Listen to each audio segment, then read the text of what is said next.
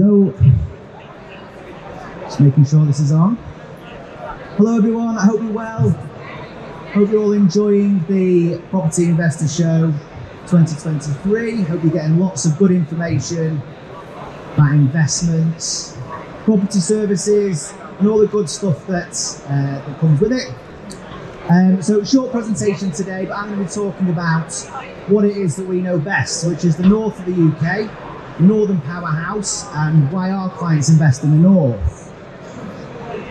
So just to introduce myself, my name is Adam Ross. I'm the Sales Director for Integritas Property Group, or IPG as you may have heard of us. So here at IPG, we are a residential and student accommodation property developer. We build in some key cities in the north of the UK.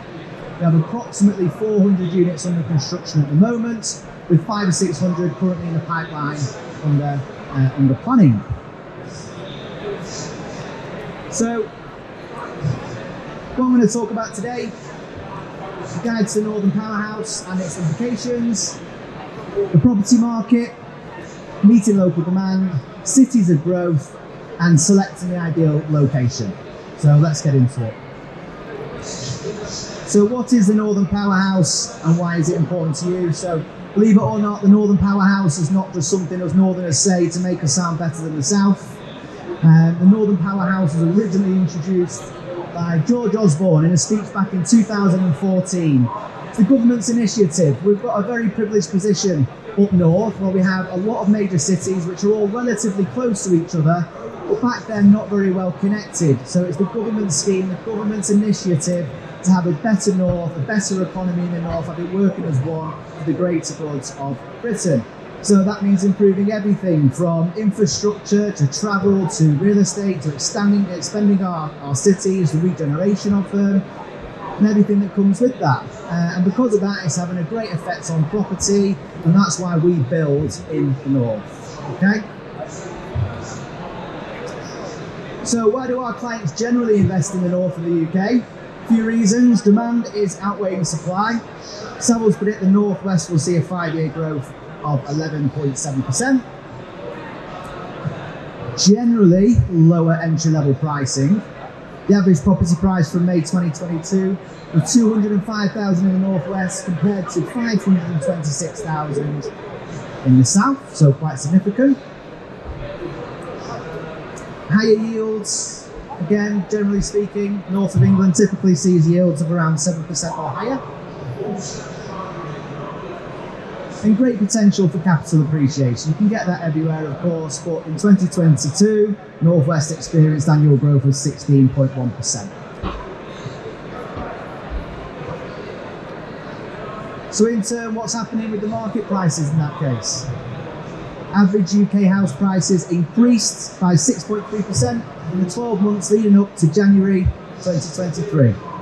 The average UK house price was 290,000, £17,000 higher than the year before. And the Northwest saw an annual increase of 7.2%, again, 12 months leading up to January. With that comes population growth also. Through the regeneration and the expansion of our cities, obviously the population is growing. Manchester, Leeds, Liverpool have seen increases over 0.5% in 2022. So all of our populations are growing also. Tenants view in northern cities as a place to live and work from now. A lot of people working remote these days, so these northern cities are perfect for that. Property market forecast for 2023 predicts the Northwest will see a 5-year growth of 11.7%. Okay. Because of this, developers like us, quite simply, are struggling to meet the local demand. We cannot build as quickly as we need to for these. There's a supply and demand imbalance for sure. One of the reasons for that is also the student retention rates within these cities that we build in. We build in Liverpool and Manchester. So in Liverpool, for example, on that statistic, 42% of the students that study in Liverpool after they graduate will stay. They'll stay on, they'll rent, 99% of them. 52% in Manchester, which is massive. The majority of students that are studying in Manchester will stay. So that's huge. So just to touch on some of the cities of the growth then. Liverpool, which is our home. We are based in Liverpool, that's where our head office is. The majority of our developments are in Liverpool. Liverpool has seen a massive amount of regeneration over the recent years. Most recently, Liverpool Waters project, which has been announced. Most people would have heard of this by now. £5.5 billion regeneration of the North Dockland areas of Liverpool. The Knowledge Quarter, a £1 billion invested into creating a world-leading research and development hub. Obviously Liverpool One, which is the retail. So there's quite literally billions going into the regeneration of these cities and the expansion of them. Bradford is another city in which we develop. We develop our student accommodation in Bradford. Named the UK City of Culture for 2025. Generates 300,000 visitors per year. Really interesting statistics. 29% of the 500,000 population is under 20 years old. Okay. And Manchester. We all know about Manchester. We've all seen its growth over the past 10 years. Manchester being my home city as well, very proud of it. The GBA is forecasted to be 2 billion larger in 2023. So Manchester is seen as the capital of the north, of course, with Liverpool creeping up behind it, Leeds, Sheffield, Bradford, all major cities. So we wouldn't recommend every single city in the north. We love the north, but we wouldn't recommend absolutely everywhere up there. So selecting the right location is absolutely key. So what to do to understand where to buy?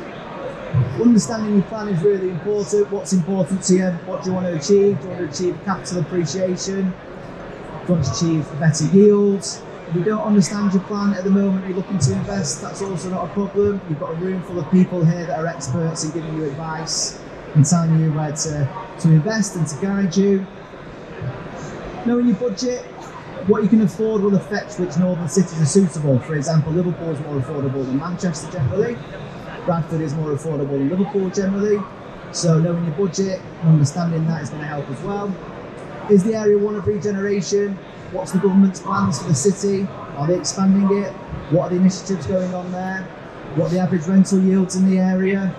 Are they above 6%? We wouldn't usually build anywhere that offers less than that.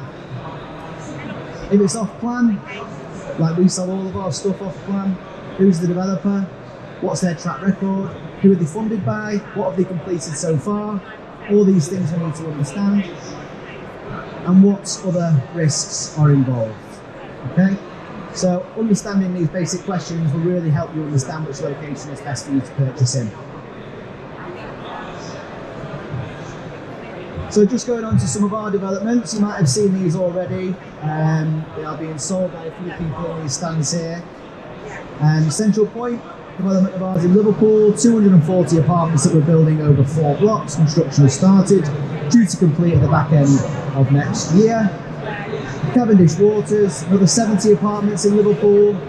We launched that quite recently, only have a small amount of units that are still available. Construction doesn't start on this one until June, but again the same completion date as Central Point, back end of next year.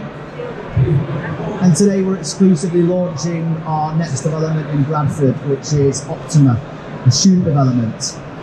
Okay? So as I say, it's only a very quick speech today, but in summary, implications and benefits of the Northern Powerhouse. Key investment areas being Manchester, Bradford and Liverpool, expansion of those key areas, how the population growth works, low pricing, comparably speaking to the south, comfortable yields and great capital growth potential. Okay? If you want to know more on any of this or more detail on any of our projects, come and see us over on stand 28. Thanks for listening.